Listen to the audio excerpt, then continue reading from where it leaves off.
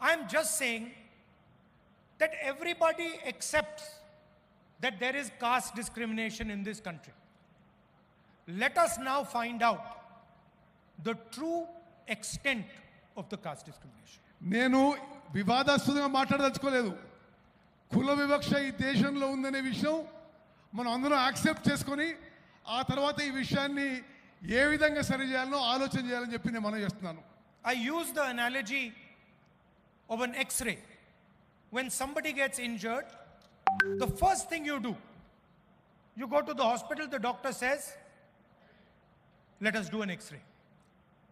నేను ఒక ఎక్స్రే లాగా పోలుస్తున్నాను. ఎట్లంటే ఎవరికి యాక్సిడెంట్ అయినా డాక్టరు మొదటిగా ఏమంటారంటే హాస్పిటల్ పోయి ఎక్స్రే చేయించుకోవాలని. అదే పోలిక దీనికి ఇస్తున్నాను నేను. No one will ever say to you, please don't have an X-ray. No doctor will say it. Nobody will ever say to you, if you have got an injury in your arm, do not have an X-ray. మీకు దెబ్బ తాకితే ఎవరు కూడా doctor కూడా ఎవరు కూడా x ray చేసుకోవద్దని చెప్పరు మీకు. In fact, if some doctor were to tell you that I suspect that your arm is broken, but you should not have an X-ray, you will say that the doctor is crazy. ఒక doctor మీకు మీ చెయ్యి ఇరుగుండొచ్చు కానీ మీరు x ray చేసుకోవద్దు అని చెప్తే ఆ doctor పిచ్చోడని అనుకుంటాం మనం. The doctor does not understand the basics of medicine.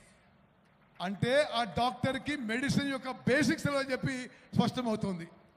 And that is all I'm saying.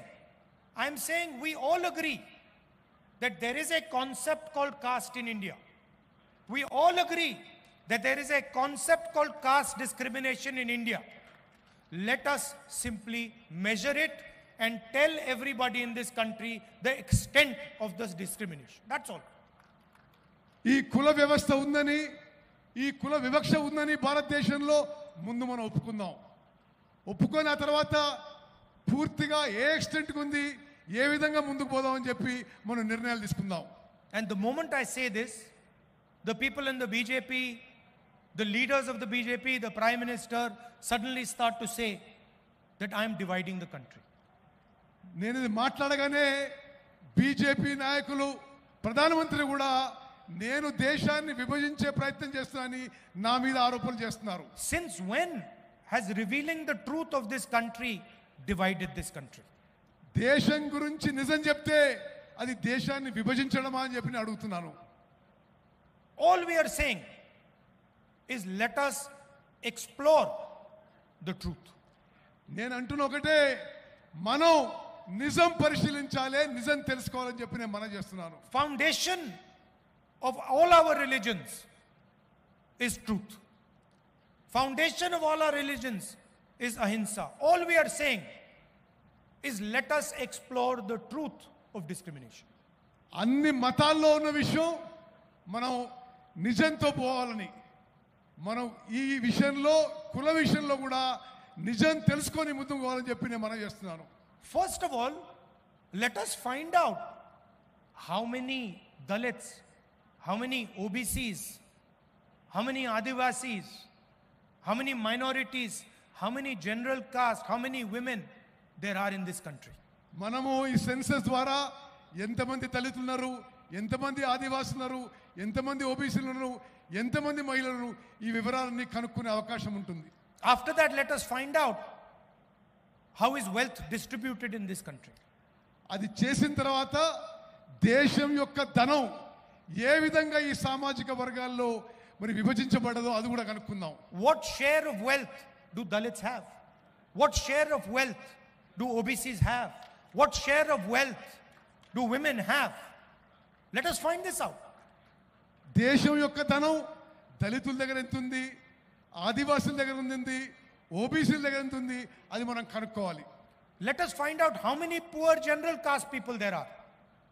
ఎంతమంది నిరుపేదలు ఉన్నారో మరి తెలుసుకోవాలి మనం. Let us ask ourselves the question, how many Dalits are there in corporate India? How many OBCs are sitting in the top 500 companies of this country? How many OBCs, Dalits, Adivasis are there in the judicial system? How many Dalits, OBCs, Adivasis are there in our forces? Let us ask these questions. Why are we scared of asking these questions? ఎంతమంది దళితులు, ఆదివాసీలు, ఓబీసీలు corporate కంపెనీల్లో కనుక్కోవాలి, న్యాయ వ్యవస్థలో ఎంతమంది కనుక్కోవాలి, సైనికులు ఎంతమంది ఉన్నారో కనుక్కోవాలి. ఇది అవసరం అని చెప్పి నేను భావిస్తున్నాను. The only people who can resist asking this question are the people who are hiding the truth, who do not want the people of India to know the truth about discrimination in this country. దీనికి వ్యతిరేకం ఉన్నవాళ్ళు కేవలం నిజం బయటికి రావద్దు అనే వాళ్ళే దీనికి వ్యతిరేకం అని చెప్పి నేను మనం చేస్తున్నాను. Those would be the people who benefit from the discrimination.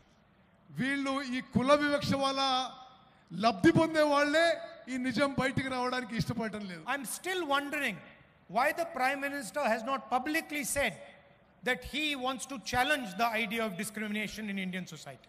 నేను ఆశ్చర్యపోతున్నా, ప్రధానమంత్రి గారు ఇప్పటి వరకు కుల వివక్ష విషయాన్ని ఈ దేశంలో ఛాలెంజ్ చేయడానికి ముందుకు వస్తున్నానని ఒక్కసారి కూడా మాట్లాడలేదు. Why hasn't he said he wants to know how many Dalits there are in India's boardrooms? మరి ఇండియా కార్పొరేట్ కంపెనీల్లో ఎంతమంది దళితులున్నారో మరి నరేంద్ర మోదీ గారికి తెలియవద్దని ఎందుకున్నది? How many OBCs are in our judicial system? ఎంతమంది ఓబీసీలు మన న్యాయ వ్యవస్థలో ఉన్నారని మరి నరేంద్ర మోదీ గారికి తెలియాల్సిన అవసరం ఉంది. How many Adivasis are anchors in our media system? ఎంతమంది ఆదివాసీలు మన మీడియాలో యాంకర్ల పాత్ర పోషిస్తున్నారు కూడా తెలియాల్సిన అవసరం ఉంది. Why is he scared of asking these questions? ప్రధానమంత్రి గారు ఈ ప్రశ్నలు అడగడానికి ఎందుకు భయపడుతున్నాడు? I committed on behalf of the Congress party in Parliament House that we will carry out a national caste census. నేను కాంగ్రెస్ పార్టీ తరఫున పార్లమెంట్లో స్పష్టంగా చెప్పిన మేము జాతీయ స్థాయిలో క్యాస్ట్ సెన్సస్ చేస్తామని హామీ ఇవ్వడం జరిగింది. And we will demolish the artificial barrier of 50% reservations that has been placed in front of this country. ఇప్పటి వరకు ఏది ఉందో 50% వరకు రిజర్వేషన్స్ అది మేము ఎత్తేస్తామని చెప్పి నేను మనవి చేస్తున్నాను. And for me, Telangana is the model of the national caste census. నాకు తెలంగాణలో జరుగుతుంది జాతీయ స్థాయిలో కాస్ట్ సెన్సస్ కి ఇదే మోడల్ గా నేను భావిస్తున్నాను. And I think I'd like to thank the leadership of Telangana because they have done a truly beautiful thing in this process. Telangana నాయకత్వాన్ని మనస్ఫూర్తిగా అభినందిస్తున్నాను. ఈ ఎక్సర్సైజ్ లో చాలా బాగా ముందుకు పోవాలని చెప్పి నేను మనవి చేస్తున్నాను. And when I was coming here in the car, I was thinking to myself, we do not want a bureaucratic caste census. నేను కారు వచ్చి అనుకున్నా బ్యూరోక్రసీ ద్వారా చేసే క్యాస్ట్ సెన్సస్ మాకొద్దు. We don't want some bureaucrat sitting in some corner somewhere to decide the questions that the caste census will ask.